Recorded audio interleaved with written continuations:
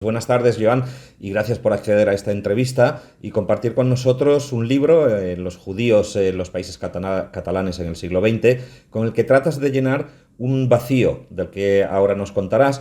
Pero empecemos por lo más básico, y es que me gustaría conocer cómo llegas tú a esta temática. ¿Es un campo que ya habías tratado antes? A ver, la cuestión judía, especialmente en Cataluña, y la relación de la sociedad catalana a nivel cultural, a nivel político, con los judíos en la Cataluña del siglo XX, ha sido mi tema de trabajo, de investigación en mi tesis doctoral. En los primeros años de investigación fue derivando hacia la construcción del discurso que en Cataluña una parte de la sociedad catalana tuvo, especialmente en los años 20-30, el periodo de entreguerras, en relación a la cuestión judía, entendida esta como las personas de origen judío, las comunidades, el pueblo judío en su sentido amplio, pero también la cultura judía, sus proyectos políticos, etcétera. Y cómo desde Cataluña se construyó discurso a partir de estos elementos en estos años, en el periodo de entreguerras. Hice una tesis doctoral que fue bastante inédita en su momento, porque esto no se había trabajado nunca, se conocían cosas, se había trabajado, pero más a nivel de relaciones directas con las comunidades o de personas o de familias judías, pero no el relato, no la construcción del relato. Entiendo que esta tesis, que también la publicaste, fue como un primer paso hacia una serie de congresos, una serie de encuentros y hacia un campo de estudios en el cual tú me contaste que viste una cierta carencia. ¿Puedes explicarlo un poquito en detalle?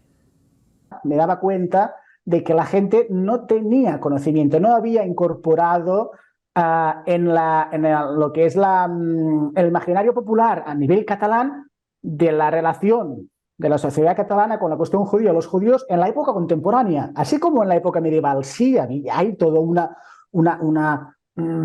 construcción de un imaginario, ¿no? Se sabe de la presencia, seguramente la gente tiene constancia, hay toda una red, ¿no? de los calls, las juderías medievales y de la presencia de judíos en la Edad Media. Pero el periodo contemporáneo no estaba o no está bien entendido, el conocimiento es poco, la gente no sabe qué ha pasado, no sabe qué hay, no sabe, y por lo tanto esto es foco también a veces, el desconocimiento de algún prejuicio, de tópicos.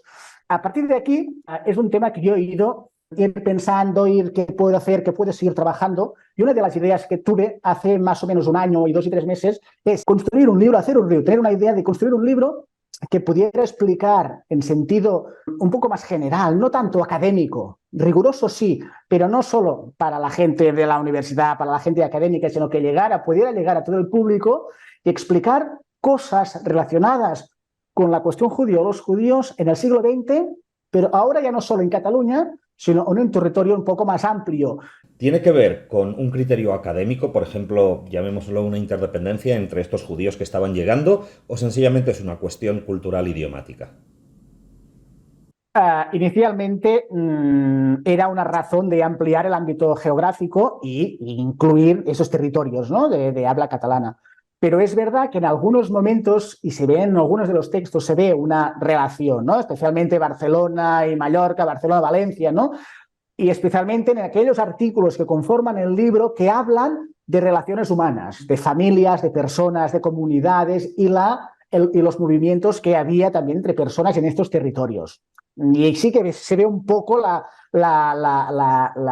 relaciones. Las relaciones no son muchas, porque las comunidades también a nivel humano pues estaban muy invisibilizadas o no tenían una relevancia grande, pero sí que es verdad que encuentras personas en diferentes sitios, la movilidad es grande y por lo tanto, pero no a priori hay una relación en este tema de la cuestión judía de los judíos en estos territorios que permitiera enlazarlos. Sí que es más una cuestión de amplitud geográfica y de dar protagonismo a este marco geográfico que comparte cultura y lengua. Sí, sí.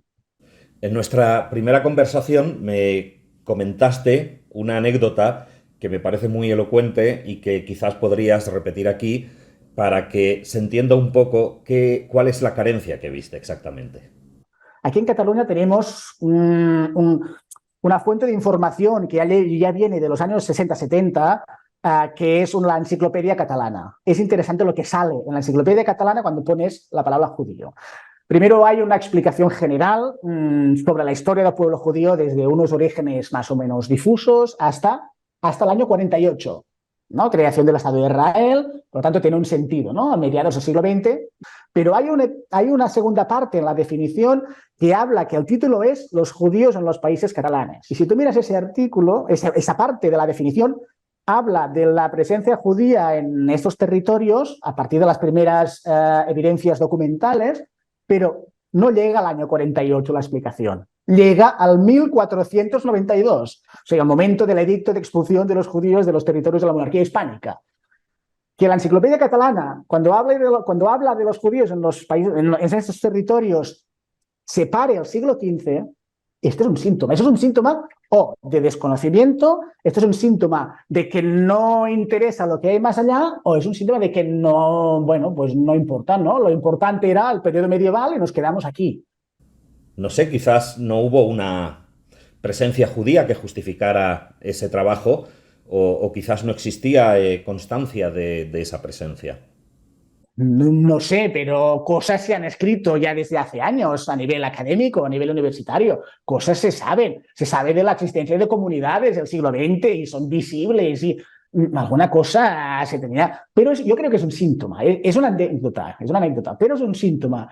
El libro precisamente quiere dar solución, empezar a dar solución a esta situación de desconocimiento. ¿No? Tú hablas de los judíos en Cataluña del siglo XX o actualmente la gente de la calle no sabe, desconoce qué pasó durante el Holocausto, qué pasó durante la creación del Estado de Israel, qué pasó, ¿no? Qué relaciones hay, que no se sabe. Por lo tanto, el libro va dirigido a un público amplio. La intención y mis directrices a los autores fue que fueran amenos, divulgativos, que fuera accesible al máximo gente posible, riguroso académicamente, eso sí. Para todo ello recordemos que has acudido a 14 académicos en total. Me contabas que no había sido fácil encontrar a estos expertos.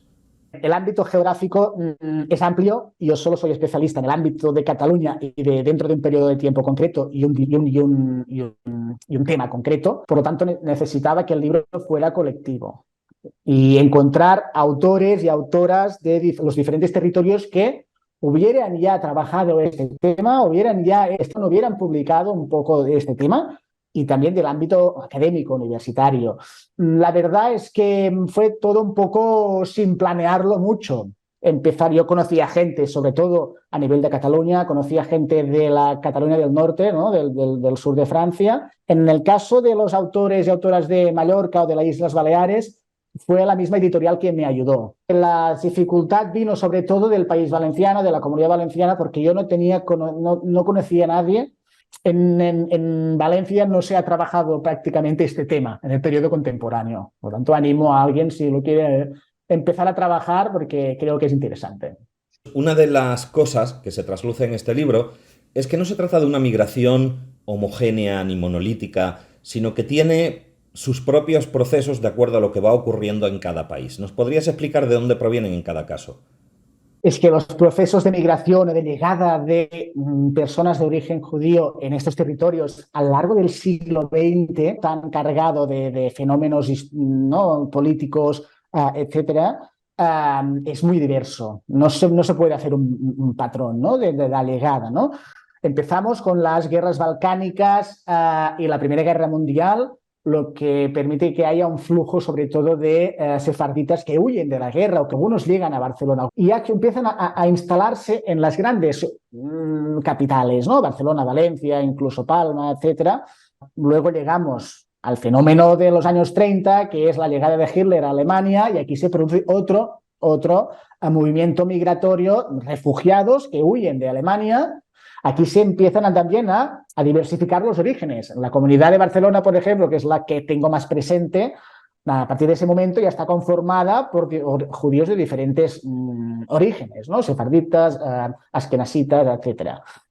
Y llegamos a los años 50, 50 más o menos 60, con las independencias del norte de África, pues aquí también genera un flujo de migración de personas de origen judío, algunas que llegan a la zona de Francia, de Perpiñán, en Barcelona. Llegan también otra tradición, ¿no?, del judaísmo que se incorpora en estos territorios. Llegamos a los años 70. En los años 70, ¿qué pasa? Las dictaduras latinoamericanas hacen que muchas personas de origen judío, sobre todo gente joven, gente preparada, gente de izquierdas, que huye de estos países y se instalan también se incorporan en estas comunidades en sentido amplio, en estas presencias de judíos en estas zonas. Por lo tanto, la diversidad llegamos a los años 2000 con una diversidad de origen que creo que también ayuda a que haya tantas comunidades judías en la misma ciudad, ¿no? Por ejemplo, Valencia, la zona de Valencia, la zona de Barcelona, ¿no? Nos estás comentando varios procesos históricos que en definitiva son parte de la historia universal y me gustaría también que mencionaras exactamente dónde queda la dictadura franquista en todo este flujo migratorio judío. Es verdad que durante la dictadura, especialmente en los primeros años de la dictadura franquista y aún durante la Segunda Guerra Mundial, hubo muchos judíos o algunos judíos, por lo que yo sé, ¿no?, y sobre todo en Barcelona, que se fueron a la iglesia a convertirse y cambiarse el nombre porque no sabían lo que podía pasar, ¿no? Pero es verdad que después, con la derrota del fascismo, con la incorporación de España en el bloque occidental y la estabilización de la dictadura franquista, es verdad que los judíos intentaron pasar desapercibidos y no había una presión por parte de la dictadura en contra de las comunidades. Incluso había un poco, a partir de los años 60 sobre todo, había un poco de tolerancia, ¿no?, religiosa, etcétera, ¿no? Pero no era una visibilidad muy evidente, pero no vivían con una presión, no vivían con una constante, no sé, entre comillas, un peligro, ¿no? No, tuvieron cierta tranquilidad, sobre todo a partir de estos años, ¿eh? Pasemos ahora a una dimensión un poquito quizás más política, pero que me gustaría comentarte a raíz de todo lo que ha ocurrido este año con Colau y la suspensión de relaciones entre Barcelona y Tel Aviv. Y lo que me gustaría preguntarte es que siempre se ha hablado de una relación muy particular, no sé si llamarla de afinidad, ya me dices tú cómo la quieres tipificar, pero de una relación de amistad, afinidad entre catalanes y judíos. ¿Tú la has percibido en tus investigaciones? ¿Dónde es que surge? Si es que sí, ¿dónde es que surge y cómo? No es fácil, ¿no?, porque las dinámicas durante el siglo XX cambian, pero sí es verdad que se puede encontrar en el caso de Cataluña un fino hilo, ¿no?, que une los dos pueblos. Pero yo creo que es más por parte de los catalanes hacia los judíos que no al revés, ¿no? Es una intuición, ¿eh? No lo tengo muy estudiado, ¿no? Pero sí que es verdad, como decías, que durante algunos periodos del siglo XX, desde determinados sectores de Cataluña se ha presentado, se ha visto y se ha construido un discurso en el cual se hacían unos paralelismos importantes entre el pueblo catalán y el pueblo judío. Esto es así, o al menos por el periodo que yo conozco bien, que es los años 20 y 30, en el cual se produjo una corriente de opinión muy importante en Cataluña, a través de los medios de comunicación, periódicos, revistas, libros publicados, etcétera, en el cual había una visión de estos sectores catalanes hacia el pueblo judío de una aproximación muy grande, de una simpatía importante, de un discurso muy positivo de solidaridad hacia los judíos, incluso de admiración, y de admiración también hacia su proyecto político, que era la creación de un Estado en Palestina. Estamos hablando de los años 20 y 30. Yo lo llamo a este corriente de opinión que está estudiado y yo creo que bien justificado, le llamo incluso que es una corriente de opinión filosemita. Por lo tanto, se construyó un discurso filosemita desde sectores catalanes, no toda la sociedad, algunos sectores, que ahora hablaremos, que generaron un discurso y publicaron un discurso potente y muy potente en relación a esta visión muy positiva de simpatía, de aproximación y de admiración hacia el pueblo judío. ¿Y esta corriente exactamente quiénes eran? Porque, según lo que me vas contando, pareciera que se sustenta sobre un paralelismo de destinos. Sobre todo sectores catalanistas, republicanos, de izquierdas, liberales, también algún sector del regionalismo conservador y sectores también del catolicismo más tolerante, catolicismo más aperturista, ¿no? Que generaron durante los años 20 y 30 todo este discurso sobre la equiparación entre pueblo judío y pueblo catalán, las vinculaciones en el idioma, ¿no? La recuperación del hebreo es también, el hebreo moderno es también una relación también de recuperación del catalán como lengua nacional, también para los catalanes.